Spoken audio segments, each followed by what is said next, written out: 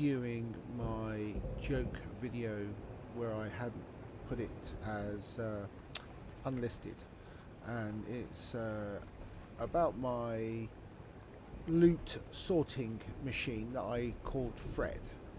Now, as a background, there's a friend that plays games in my group, we're part of an unofficial group, as it were, and he's currently playing DayZ, and we don't have anyone to sort the loot. Now, we used to have 20 or 30 boxes, believe it or not, because we are normally quite a big group, and yeah, we fill up the boxes, and he would log in, and we'd listen to him rant and rage about the junk we were looting. Why did we bother? And he would actually go through it and put it all in the named boxes. Obviously, the group is a lot smaller at present due to everyone playing other games like Baldur's Gate and DayZ and other games. So we need somebody still, or some way, to sort the loot out so we can maximise our playing time doing various things. Now, this is the Lost the Vikings server, which is actually a really good, or one of the better sandbox sites, PvE, as they're forever upgrading the abilities to keep you busy. There's a little bit of a grind on here, which is quite nice, which means you get lots of juicy loot due to the grind. So basically what happens is you put your loot in this box here, pardon me, and then Fred at the back, I'll show you that in a moment, sorts it all out. And then I've got different boxes here for explosives, so rocket launchers, and I mean, I've put this in order for pretty purposes, but so yeah, if I was to take this out of here, for example, and this, and then go to here and just drag and drop, I don't know why that's not disappearing, but never mind, and then go back here. In a few seconds we should see, there we go, rockets appearing in there. So rockets in there, and again we've sorted that out. I just made some new explosives. So yeah, so if I grab that, for example, shove that in here, that disappears, he says, like that, and reappears like that, he says. Oh yeah, it's filled up that one from the end there. Okay. So yeah, so different crates have all the different things, and you can have as many crates as you want. And then on my mechanism, all the stuff that is not filtered, there's a way of filtering things, end up in these top two crates, all the stuff that's not filtered. So for those that are wondering about how Fred works, this is how it goes. So these boxes have these adapters on the back of them, and you've got to have these conveyors to convey things across. So these two boxes convey into this one box. There's two, you can have up to 4 of these adapters, and each adapter has an in and an out. So if I go into these, there's a filter. There's no filters selected, so everything that gets put in gets sent through. And then on this particular system, what I've done is I've got 2 inputs and up to 2 outputs based on the number of filters, filtered items, and then up to 2 pipes going to the next filter box. I'll call these filter boxes because that's where things are sorted. So for example, if I go to this filter, this conveyor where you put the filter, I've got these 4 rockets, so only these 4 items can go into this box. Now the problem is each filter can filter a maximum of 12 items. This means that from one box you can filter only 12 items. It doesn't matter how many outputs you got, only 12 items. So a maximum of 12 items per box can be filtered. So I've got rockets going into this one, and then this second one here goes up to here, and And in here I've got the 3 types of explosive. That's 7. Now, to stop them passing to the next box, not that one. Let's have a look. This one, I believe. Nope, not that one either. Must be this one. There we go. There we go.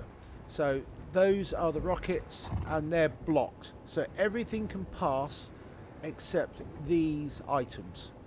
These items will stay in this box, with the exception of being filtered out here. Otherwise, what would happen is because they can only move a certain number of items in one go. If it didn't have the stops or the bottlenecks or the filters that stop it from going to the next box, it would transfer through, and everything would just end up back in this box here that didn't get grabbed.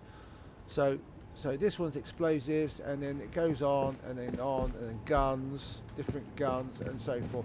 And then when you get to the end, what is left gets teleported back to the beginning here. Now, there are many ways you can do this. So you can go from this box, rather than having all these boxes at the back here like I have, you can have this box going into the first one, and then you just put another filter on that says everything can pass except for rockets. The issue is what happens when this box fills up with just rockets. Nothing else can go in, so therefore everything gets stuck. Whereas with this one, you've always got the ability to pass through whatever's not filtered, shall we say, or whatever can't fit in the box. So if we fill this box up with rockets, this will have to fill up with rockets completely before everything stops working. Now, that noise you can hear in the background, believe it or not, is ore from the metal ore box here. This is where the ore would normally go in here, and ore from the sulfur, which you don't have any, and fuel, as in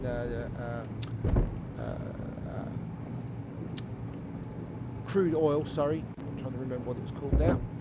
That gets sucked with wood, get through my gap, through this hole in the wall to the furnaces.